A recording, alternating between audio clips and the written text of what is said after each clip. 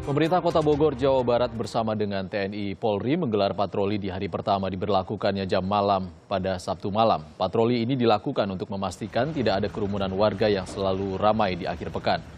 Patroli yang dilakukan Pemkot Bogor bersama dengan TNI Polri ini menyasar daerah-daerah yang selalu dijadikan tempat berkumpul warga di akhir pekan.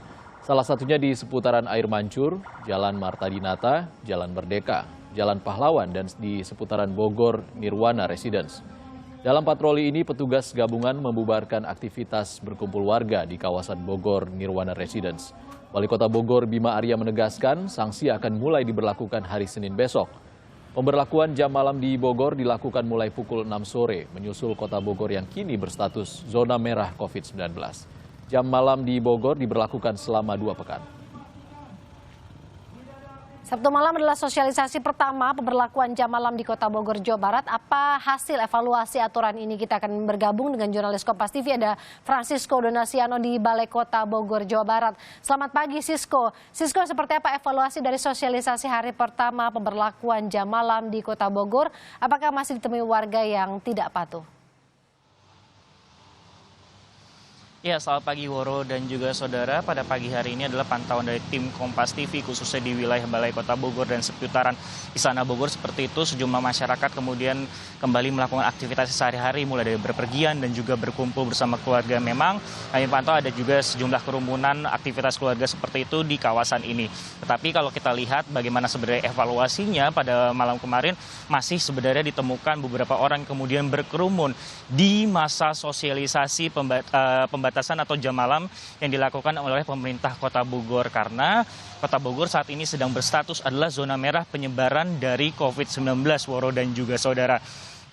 Di sejumlah kawasan kemudian selain menyasar orang-orang yang masih berkumpul seperti itu, juga kemudian para petugas yaitu TNI dan Polri juga melakukan himbauan bagi para pemilik usaha khususnya adalah tempat makan yang masih kedapatan untuk melayani atau menyediakan fasilitas untuk makan di tempat. Sehingga sebenarnya yang perlu digarisbawahi adalah ini bukan melakukan pembatasan aktivitas sosial masyarakat seperti itu, tetapi adalah untuk menurunkan jumlah orang yang berkerumun sehingga nantinya juga dapat diharapkan dapat menurunkan kasus penyebaran COVID-19 di wilayah Kota Bogor.